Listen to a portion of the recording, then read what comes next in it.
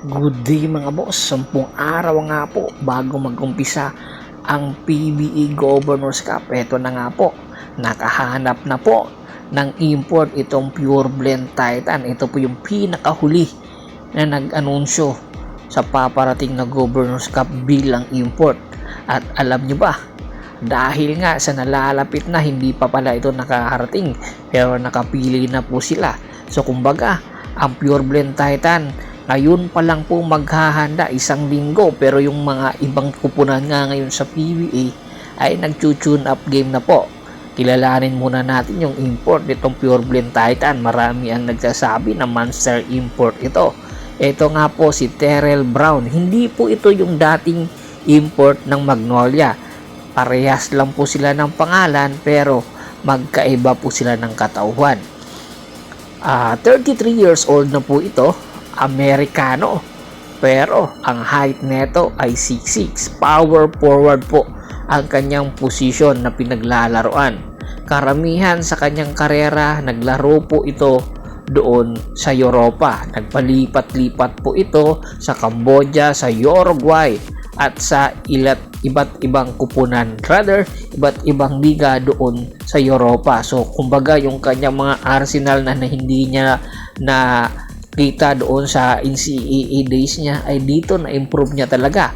Mayroon siyang outside shooting ability na po pwede niyang palibigasan at meron din siyang mga moves, bagamat hindi ganon ka skillful itong si Terrell Brown, ay malaki ang maitutulong nito pagdating sa rebounding at syempre sa depensa at shot blocking ability.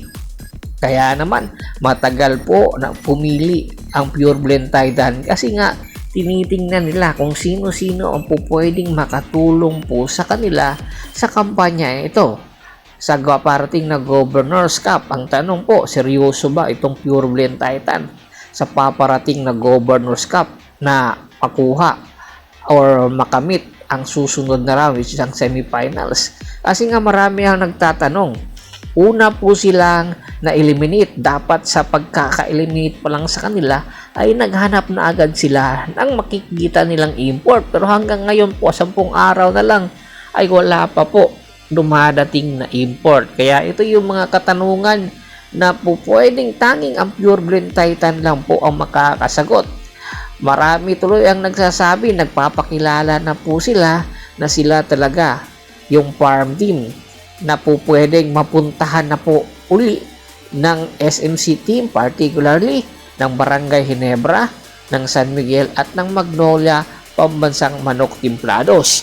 Speaking sa farm team, alam nyo ba na ang guard ngayon ng Pure Blend Titan na si Joshua Monson, dahil nga tumanggi sila sa negotiation na nagaganap between Tropang Giga at ng Titan, dahil kasi nga binibigay po ng Tropang Giga si Renang Bata kapalit po nitong si Joshua Monson, kaya hindi po naunsami po ang kanilang negotiation. Kaya naman pumasok na naman po sa nasabing eksena ang Barangay Ginebra San Miguel.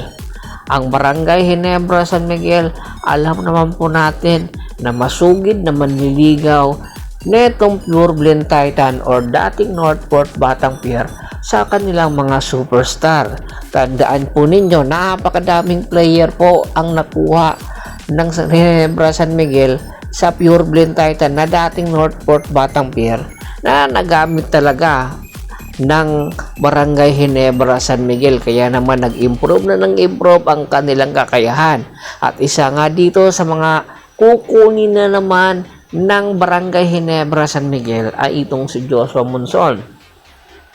Nagkakaproblema po ngayon ang Titan sa negotiation sa kanilang kontrata para kay Joshua Monson kasi nga humihingi ng 950k kada buwan po ang gusto niyang isahod. Hindi po kakayanin ng budget ng Titan dahil nga rin po isa sa mga rason ay hindi naman maganda ang kanyang consistency. Oo, umi-score siya, kanya lang, nasa kanya palagi yung bola. Gusto kasi ng Titan management na team player din itong si Joshua.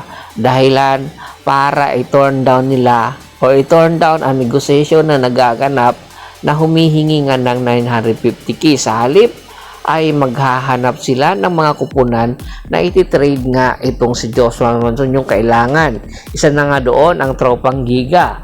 At ito na nga po ang Barangay Ginebra San Miguel. Kung sakali nga pong makuha ito ng Barangay Ginebra San Miguel ay malaking tulong po ito sa line-up at sa kampanya sa paparating na Governor's Cup ng Barangay Ginebra San Miguel.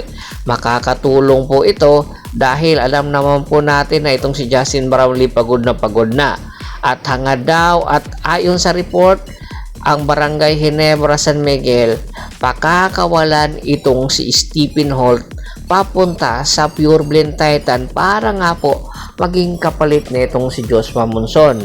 Marami ang nagsasabi disappointed ang management ng Barangay Ginebra San Miguel sa pinakita nitong si Stephen Holt sa Commissioner's Cup. Isa kasi ito sa inaasahan na po pwedeng umiskor habang nagpapahinga si Justin Brownlee. Pero isang beses lang po ito na ipakita ni Stephen Holt at simula nang matapos ang kanyang magandang performance, hindi na nga po nagtuloy-tuloy pa at unti-unting lumalamya. Napakalaki kasi ng expectation ng Barangay Ginebra San Miguel dahil nga itong si Stephen Holt ay pang NBA caliber at the same time yung kanyang experience international ay hindi po matatawaran. Kung sakali nga pong matuloy ito papunta ng Titan, malaki ba ang may tutulong neto sa Titan? Oo, malaki kung magiging consistent lang at ipapakita niya muli yung kanyang naging performance doon sa Terra Firma Jeep. Kasi nga kung titingnan mo at titimbangin mo doon sa Barangay Ginebra San Miguel, napakadami po ng superstar. Kaya naman itong si Stephen Holt, instead na siya rin ang i-score, siya na ang nagiging defender. Mahirap din po ang kanyang trabaho at hoping nga po kung sakali nga pong mailipat ito sa Titan ay baka posible nga po na maibalik at maipakita niya ang kanyang totoong mga arsenal. Kaya aabangan natin kung matutuloy po ito.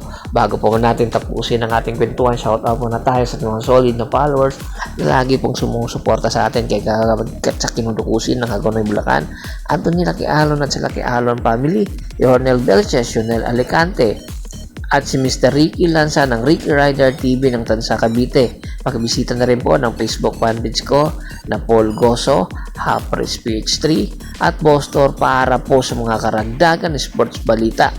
Hanggang sa muling kwentuhan, maraming salamat po.